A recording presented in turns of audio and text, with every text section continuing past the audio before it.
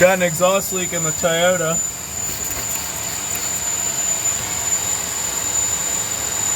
Spray a little soapy water.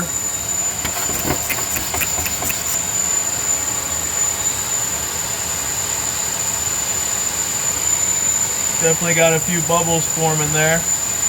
And how we did that,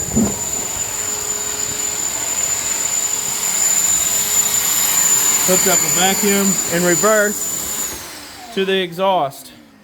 Gave it a little pressure.